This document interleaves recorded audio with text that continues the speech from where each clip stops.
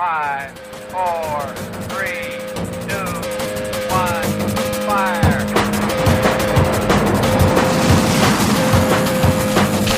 The only thing we have to fear is fear. Mile 18. This is Endurance Nation. 95% of endurance athletes are wasting their time and money trying to solve race day problems with more training. And guess what? You're probably one of them. Here inside Endurance Nation, we've cracked the code on race day performance, and we're on a mission to make ordinary athletes into expert racers. Our revolutionary approach to race execution, the 4 keys, is only part of our ecosystem. Race execution is baked into our entire season trajectory, from homework that our athletes do, to key training sessions, to race day support, to debriefs, and content that actually supports you becoming a smarter and stronger athlete.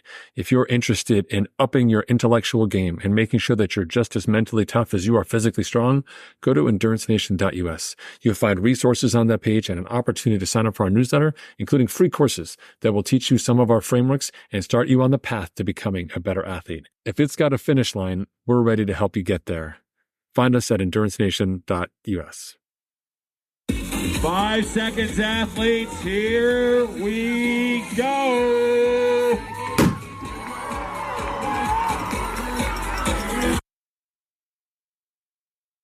Welcome to another Coach episode. This is Coach Patrick, Endurance Nation, talking more about winter training and the out season. I know the program's rolling on now, endurancenation.us/out season.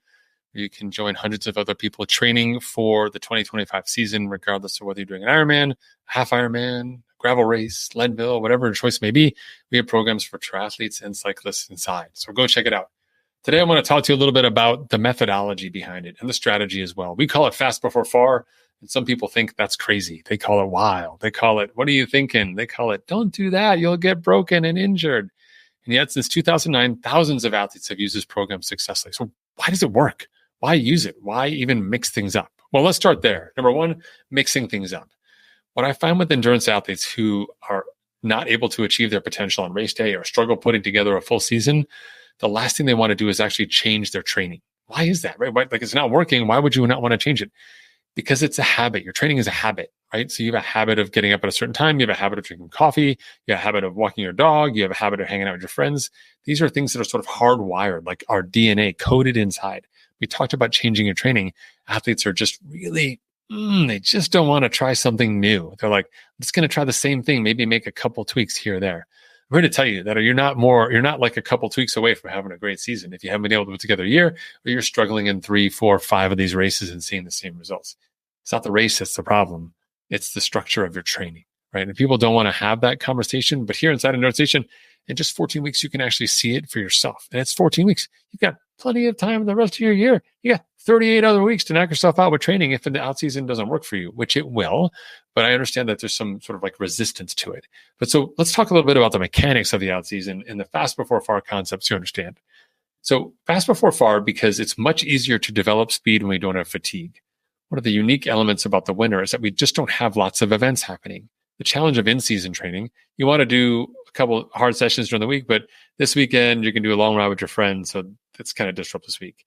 And next weekend, you've actually got a sprint triathlon, so we're going to take that off the week. And then the weekend after that, you're actually going to go see your in-laws, and you can't take your bike with you, so that's off the week. And all of a sudden, all the quality training has gone out the window because you have all these other demands on your time. The winter's a perfect time when we're locked down, we're at home, we're staring outside, like, is it going to snow or not snow? Can I run if it's icy out? I don't know. Things are crazy. We turn this period of time when we're really in a fixed location, a fixed structure with our indoor training set up, be it at home or if you're using part of a gym or whatever that may be, and turn that into a strength. That consistency becomes a strength. And we actually use interval training to keep your schedule fixed, but allow you to increase your fitness over time. That's right. No more waking up on Thursday of week 7 and finding out that you got to run an hour and 45 minutes instead of an hour and 25 last week. Gee, that would have been great to know, you think to yourself as you curse your coach and say, what's going on with you? Inside Endurance Nation, we don't do that to you because you've got the program. And of course, you can see the full program for the 14 weeks. So you can see the whole out season and understand what's coming up and where you are. No surprise workouts, no changes. You're in charge. No one's going to touch your plan because you're in charge of your plan. Unless you want someone to come in and do it for you, which we're happy to do if you need help. It's your plan. No one's going to touch it. No one's going to move it on you. It's going to be that plan. So we use those intervals as an opportunity to build fitness. And the nice part about it is you'll see progress every single week. You see those numbers go up through your fitness and your response to the training. Of course, we all run into a ceiling. Some people make it to week 9, they hit the ceiling. Some people make it to week 12. Wherever you hit that ceiling, that's where we come in as coaches. We make adjustments and allow you to continue seeing fitness gains despite the structure of the program. This is by design. We want to see how far you can make it into the out season to understand just how much adjustment we need to have. That also informs us as coaches what you need to do next as you think about the rest of your season. If someone only makes it through the first 5 weeks, through that first phase of the out season, I know they've got a lot of work ahead of themselves. We've got to recalibrate our expectations for the year. The out season is the proving ground through which I can see that and then help you as an athlete. Okay. The next piece about the fast before far that's really helpful is that it's fun. Going fast is super fun. Doing hard work is fun. Right? Like, sure, training is great and doing long miles is fun, and you got to eat a lot of food and you got to plan new routes and you hope the weather's not bad and there's no traffic and things are fine. That's all part of in-season training. But the worst part about doing indoor training is if you're trying to do that same volume stuff, but you're inside. How long, like how many epic movies last longer than 3 hours? I don't know the answer to the question because I don't do that type of training in the winter. I want to be off in like 90 minutes. Maybe I'll do 2 or 3 short Zwift races for fun on the weekend and I'm done. I do the hard work and I'm done.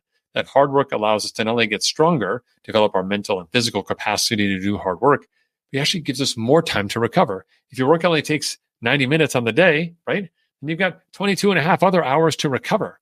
The hard part about in-season training is that those long workouts, typically 2-a-days, you have less than 12 hours between sessions. Most of you, because you have a full-time job, are getting off your workout at like 8 o'clock at night, but you got to be up at 5 a.m. to do the next session. You've got like 7 hours between workouts by the time you shower, eat, and get up in the morning and fuel and coffee, all this stuff. That's a brutality. When you look at the pro athletes, those dudes sleep like twice a day, plus they sleep 10 hours a night because they just have to wake up, train, and go back to bed. We don't have that luxury, and we pay a massive price for trying to live our life like pros. So don't play a game that you can't win by design. Create a new game, the Endurance Nation outseason game, to be successful by using intensity as a strategic tool to get better. Okay. And the last part about the fast before far and this methodology, again, is that it gives you opportunities with your training to be excellent elsewhere. When we're playing a volume game, all of a sudden, when you're trying to raise volume on the bike or on the run, it bleeds into all your other days and it impacts all of your other training sessions. With the out season, when we're doing quality work and we're using recovery, you're actually really good. You can still do strength training, right? You can do flexibility training. You can have Pilates. Monday and Friday are your days. You want to swim? Swim on Monday and Friday. You have flexibility in your schedule to do what you want, to add on the focus areas you think are the most important. Of course, you can work with a coach in one of our live weekly sessions to make that decision. But regardless, you're in charge and you can actually add more value into your training cycle than before. In the past, you're trying to add strength training into a 16-hour week into an Ironman. Like, where's it going to go? Strength training right now is just getting yourself out of bed in the morning some days, right? That's not the way we want to think about success. We want to put you in a position to be strong. And ultimately, my secret behind the scenes reasons why I love the out season is that I get to show you as an athlete the value of hard work and rest. It's a lesson that we need to learn year after year. It takes a long time for athletes to understand that more work is just more work. It doesn't mean more results. And even though we know that objectively when it comes to our jobs or when we're talking to our kids or to someone who's just new to something, for ourselves, it's a hard lesson because it's easy to say, I just didn't do enough. I should have done more. In this case, more just means more of the out-season type training, more of that quality training, not just more training in general.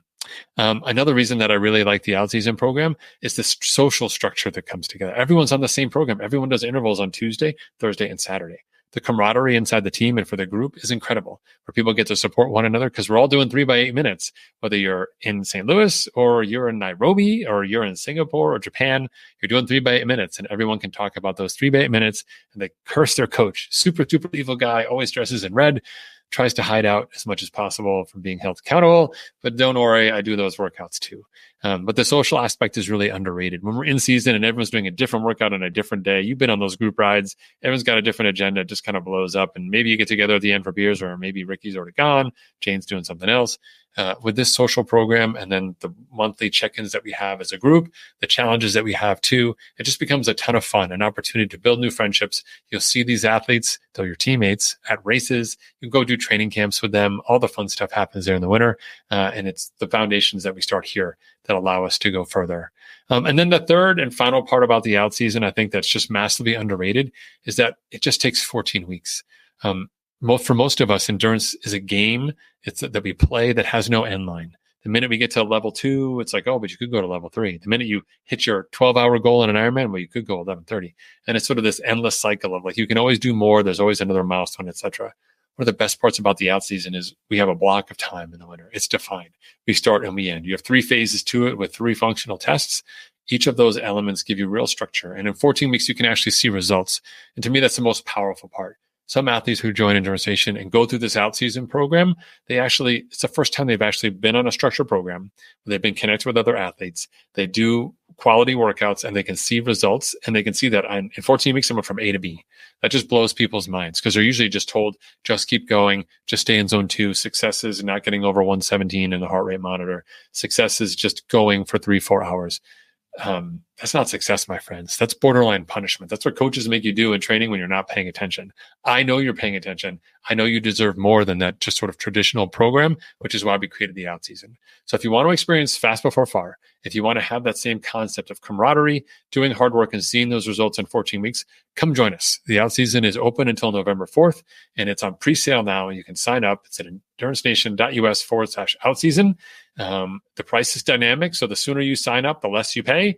The further you get into the sales period, the more expensive it's going to be. But it starts at $140 for 14 weeks. That's right, $10 a week for this program. I cannot tell you, it'd be so much more expensive if you had just joined the team last year. But we've got some membership goals, and we're looking to expand our reach to more athletes. And I hope you will become one of them. So again, endurancenation.us/outseason. Click the links in this video. If you've got questions, reply back to me in the comments. I'll be sure to find you and go to endurancenation.us. You can sign up for our newsletter. There's lots of different ways you can communicate with us. But I look forward to seeing you inside the team, a chance to work together this winter, have some fun on some challenges, and see what we can do with your fitness. I know you've got it in you. Take care, everyone. I'll see you next time. Endurance Nation.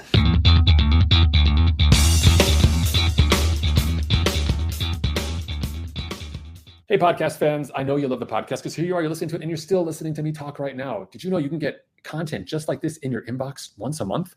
We send out a great newsletter. We call it, guess what? The Unfair Advantage. That's right. It's our information to you, something that separates you from the competition. If they're not here, then they don't know. But if you are here, then now you do. Zero excuses. If you go check us out online at endurancenation.us/newsletter, it's your opportunity to enter your email address, sign up for these updates. They come once a month, sometimes twice a month, depending on my race schedule. And it's your chance to get insider information that's going to help you become a better, smarter athlete.